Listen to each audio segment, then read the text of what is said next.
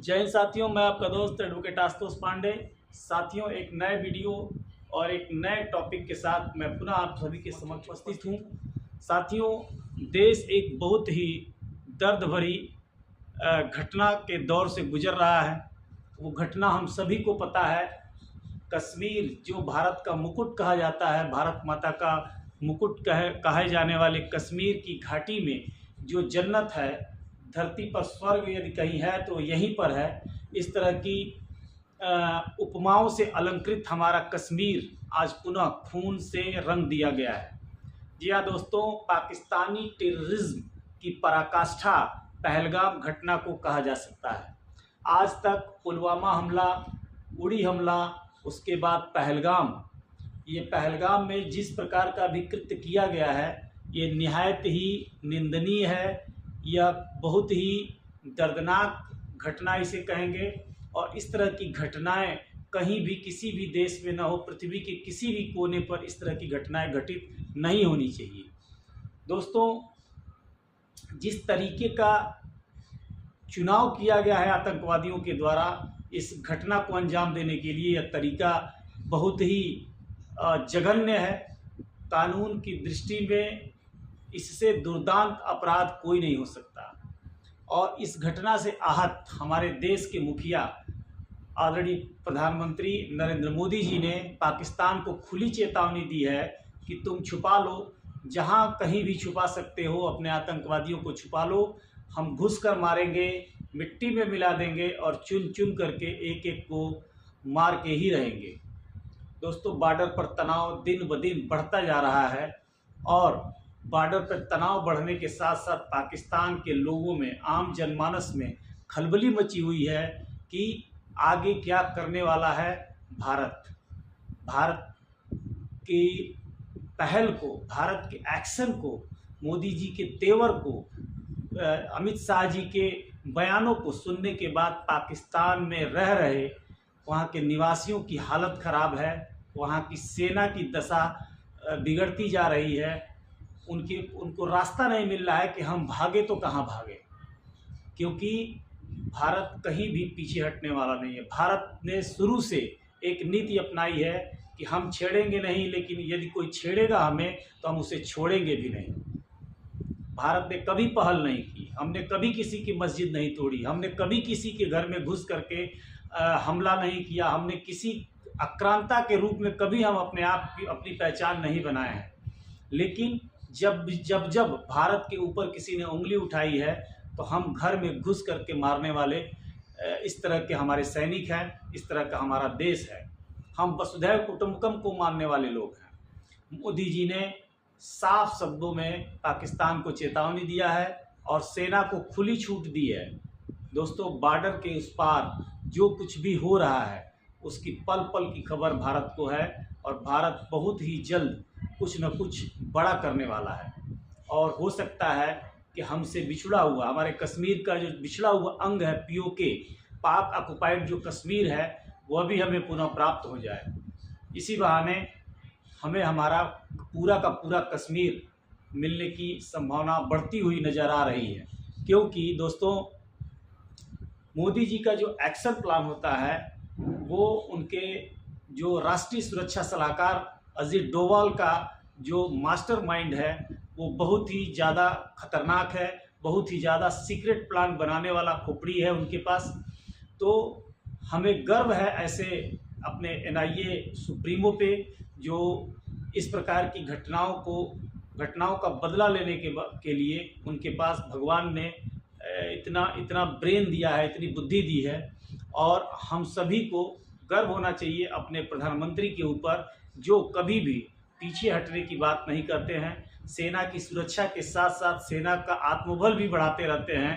अब उनकी दिवाली, उनकी होली जो है बॉर्डर पर बीतती है, वो बॉर्डर पे सैनिकों का मनोबल बढ़ाने के लिए वो जाते रहते हैं। दोस्तों, इसी क्रम में मोदी जी ने राफेल से लेकर के S-400 और जितने भी हमारे यहाँ खतरनाक मिसाइलें हैं, सब के सब जितने भी सीमावर्ती क्षेत्र हैं पाकिस्तान से जो लग रहे हैं, जैसलमेर का रेगिस्तान हो या द्रास सेक्टर हो, कारगिल हो या कोई भी, अब हमारा जो भारत का बॉर्डर एरिया है वहाँ पे मोदी जी ने अपने सैनिकों को तैनात कर दिया है।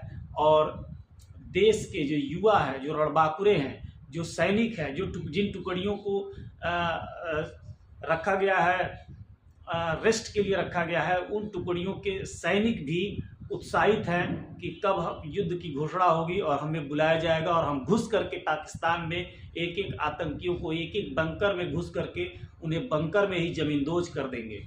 दोस्तों, अभी तत्काल की जो न्यूज़ आ रही है उस न्यूज़ के हिसाब से देखा जाए तो हमारे जितने टैंक्स जो है बॉर्डर पर लगातार भेजे जा रहे हैं, हमारी मिसाइलें तैयार बैठी हुई हैं और हम एक परमाणु संपन्न देश होने के नाते हमारे ब्रह्मोस और जो भी हमारे परमाणु संयंत्र हैं उनके भी रख रखाव को देखते हुए उनकी भी ट्रेनिंग दी जा रही है कि वक्त आने पर हम कैसे उसका भी प्रयोग कर सकते हैं। तो पाकिस्तान और पाकिस्तान की मदद करने वाले पड़ोसी देश चाइना, दोनों की नींद हराम हो गई है। रात भर आपको मैं बता दूं कि रात भर पाकिस्तान में लड़ाकू विमान, जो वहाँ के फाइटर जेट्स हैं, वो रात भर संचरण करते हुए नज़र आए हैं हमारे रडार में, ताकि क्योंकि वहाँ बॉर्डर एरिया में जो आतंकवादी टेररिज्म लॉन्च पैड्स हैं, जहाँ आतंकवादियों को रखा जाता है, उन्हें सेफ जगह पे रात भर उनको ट्रांसपोर्ट किया जाता रहा है। हाफिज़ सईद या और भी जो इस तरह के जैसे मोहम्मद, इस तरह के जो भी टेररिज्म संगठन हैं, उनके जो बड़े बड़े मुखिया हैं, जो मास्टरमाइंड्स हैं, ऐसे आतंकवादियों को सेफ जगह पे ले जाने का कार्य रात भर किया जाता रहा है। इससे पता चलता है कि भारत के एक्शन से, भारत के बयानों से और भारत ने जो सिंधु जल समझौता को समाप्त कर दिया है, पाकिस्तान के जल को रोक दिया है, इन सारे एक्शंस से जो पाकिस्तान के राजनयिकों को वापस किया गया है, इन सभी एक्शन से पाकिस्तान परेशान और हैरान हो गया है। पाकिस्तान की नींद हराम हो गई है। पाकिस्तान के अंदर रहने वाले जो वहाँ के निवासी हैं, वो भी भारत के सपोर्ट में चिल्लाने लगे हैं, बोलने लगे हैं। और अभी अभी खबर मिली है कि जैसे ही पाकिस्तान ने अपने सारे सैनिकों को बॉर्डर एरिया में सेट कर दिया, उधर बलूचिस्तान से बलूच जो स्वतंत्रता संग्राम सेनानी हैं, बलूच को स्वतंत्र कराने के लिए जो लड़ाई लड़ रहे थे, उन्होंने पाकिस्तान की कई चौकियों को ध्वस्त कर दिया है, उन्हें समाप्त कर दिया है और उन पर अपना कब्जा जमा लिया है। दोस्तों, ये बहुत ही अच्छी खबर है भारत के लिए कि पाकिस्तान में अफरा तफरी का माहौल बना हुआ है और पाकिस्तान को समझ में नहीं आ रहा है, उसे सूझ नहीं रहा है कि हमें क्या करना चाहिए और हमें क्या नहीं करना चाहिए।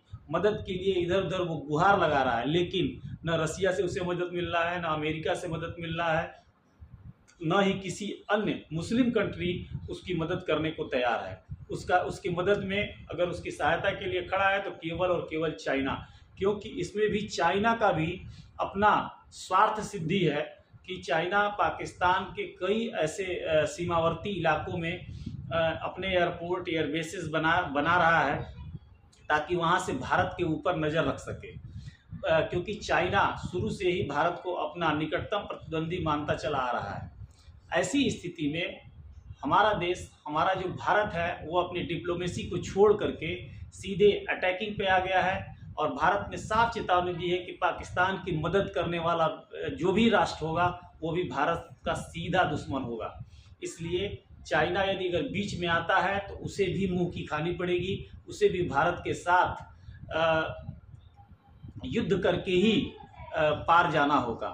इसलिए दोस्तों, जिस प्रकार का ये घटना पहलगाम में घटी है, जिस प्रकार की इस घटना को अंजाम दिया गया जिस तरीके से आतंकवादियों के द्वारा, और पाकिस्तान जिस प्रकार से उन आतंकवादियों की मदद कर रहा है, इससे साफ परिलक्षित होता है कि भारत का जो दुश्मन है, पड़ोसी देश पाकिस्तान, वह कभी मैत्री नहीं रख सकता।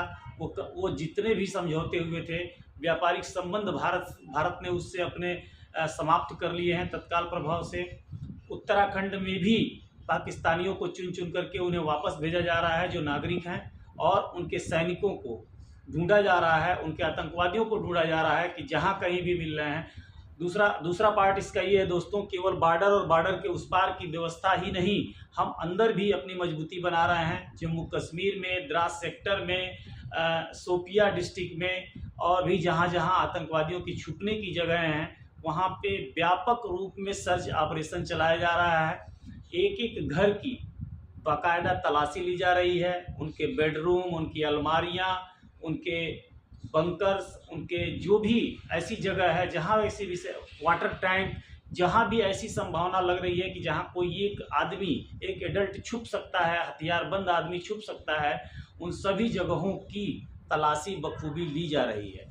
हमारे सैनिक, बॉर्डर सिक्योरिटी फोर्स के जवान, सीआरपी के जवान और हमारी आर्मी सबने एक ऑपरेशन सर्च ऑपरेशन जो है शुरू किया है और इसके माध्यम से कई ऐसे आतंकवादी मिले हैं जिनके घरों पे बुलडोजर चला करके और बम्बार्डमेंट करके उनके घरों को गिरा दिया गया है, उनके छुपने की जगहों को समाप्त कर दिया गया है। और मोदी सरकार का ये साफ साफ कहना है कि इस घटना में शामिल, चाहे वो अपने घर का हो, अपने देश का हो या बाहरी कोई आतंकवादी हो, किसी को भी बख्शा नहीं जाएगा। दोस्तों, आप कमेंट बॉक्स में ज़रूर बताएं कि या क्या मोदी सरकार द्वारा उठाया गया ये कदम सही है या नहीं।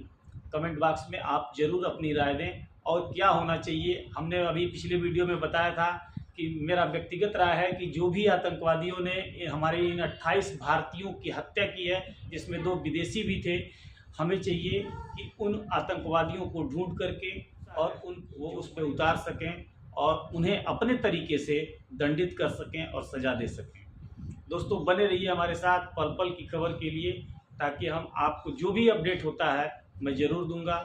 पूरे देश में एक गुस्से का गुबार बन चुका है।